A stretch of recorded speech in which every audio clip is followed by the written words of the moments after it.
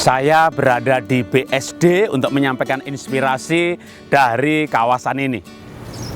Inspirasi mendidik anak kali ini saya ambil inspirasinya dari artikelnya Liz Holstone yang berjudul 10 Remember to Things That When Your Child Misbehave.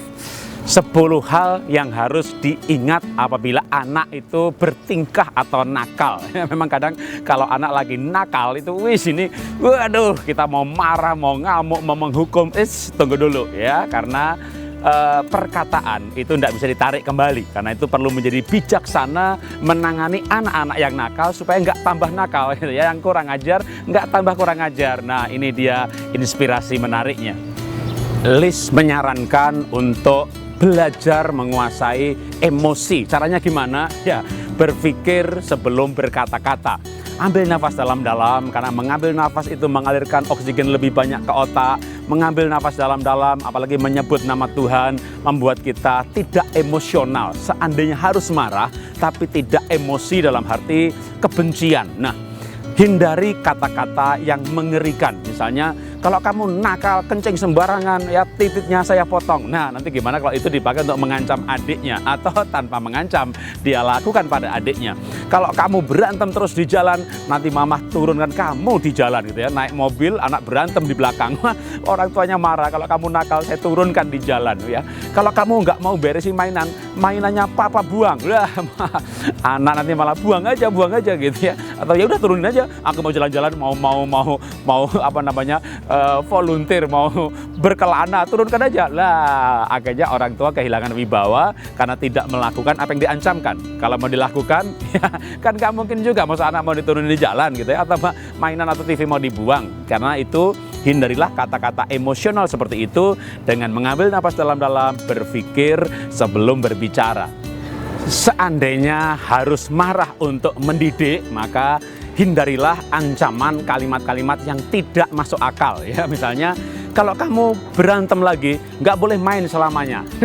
Anak itu pasti akan berantem lagi karena itu bagian dari kehidupan, bersosialisasi, mengenal kakaknya, belajar mengalah. Jadi dia akan berantem lagi. Lebih baik bukan diancam tidak boleh main lagi, tapi kenapa kamu nakal? Kenapa kamu marah? Kenapa kamu pukul adik? Karena begini, oh kamu salahnya ini, kamu salahnya ini. Oke, kamu minta maaf, kamu minta maaf. Ajari anak menyadari kesalahannya, ajari anak minta maaf.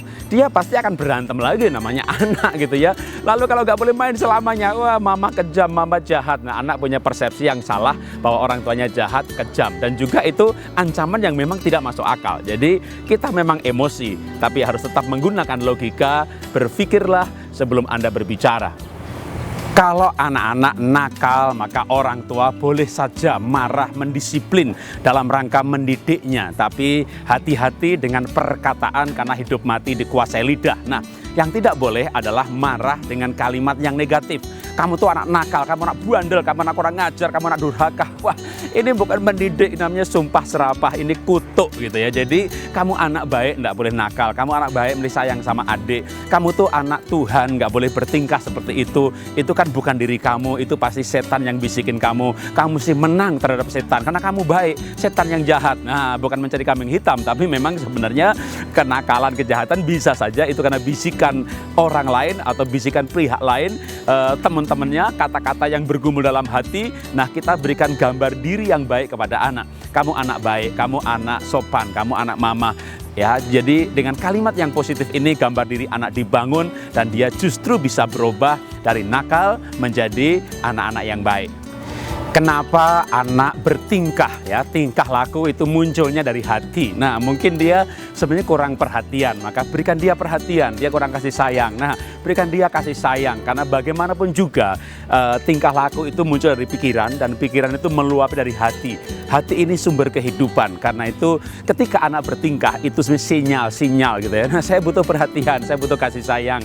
Orang tua yang bijaksana mengerti hal ini, memberikan perhatian dan kasih sayang, dan anaknya berubah cenderung menjadi lebih baik dan lebih baik lagi ya. Tidak langsung 180 derajat, tapi karena memang itu kan sebuah pertumbuhan. Tapi pasti melalui kasih sayang anak-anak bertumbuh menjadi anak-anak yang baik. Inilah inspirasi yang saya sampaikan dari BSD. Salam dahsyat luar biasa.